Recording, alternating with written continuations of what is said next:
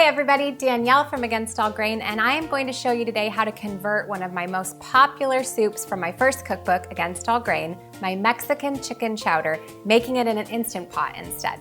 So I'm starting with my frozen chicken bone broth pucks. Once I make my bone broth, I freeze it in silicone muffin molds so that I can just pop them out easily. And the great thing about using a pressure cooker is I can actually put these in here frozen. Each of these is a third cup, which is really nice for me to know because then I can just pull out the exact amount I need without having to defrost them and measure it. So while we start working on some of our vegetables, I'm going to hit the saute button on the machine so that the bone broth can start to melt a bit and defrost in the pot. Hitting the saute button and letting some of the ingredients in the pot start to heat up before you put the lid on helps the machine come to pressure a little bit more quickly as well, which is kind of a nice bonus because then you don't have to wait for the timer to start counting down as long.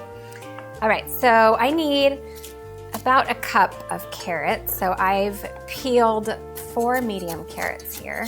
And since we're gonna be pureeing these at the end anyways, don't really worry too much about your chopping, just as long as you have somewhat even pieces so that they do kind of cook evenly.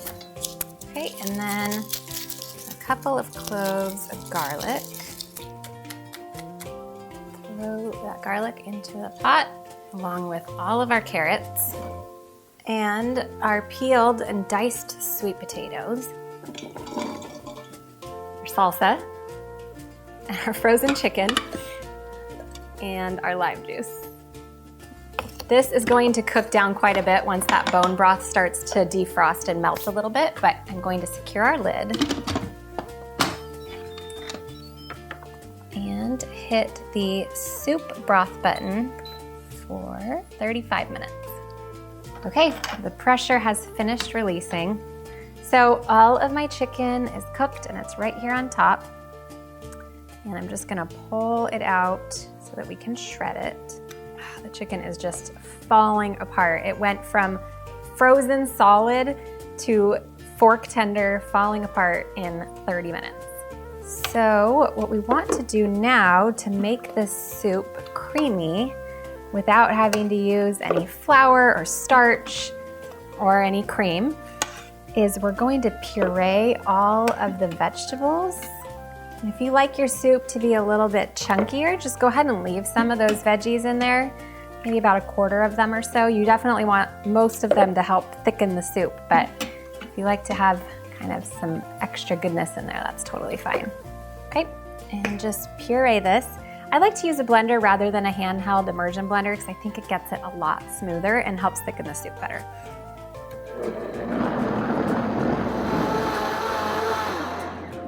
All right, let's pour that velvety vegetable puree right back into the soup.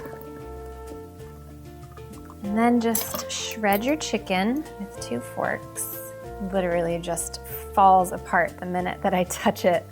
And let's add that back to the pot.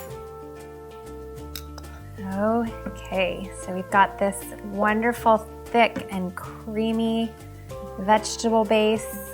Has just a little bit of kick from the salsa and then all of that amazing tender chicken in there.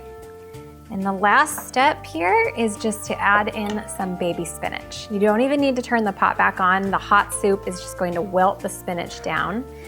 Such a good way to get in some extra greens and extra veggies. Just kind of push that down in there. And the spinach just starts to cook as soon as it hits that hot broth. All right, let's dish this up and top it with some avocado and cilantro. This soup is so hearty and creamy and it has just the right amount of spice.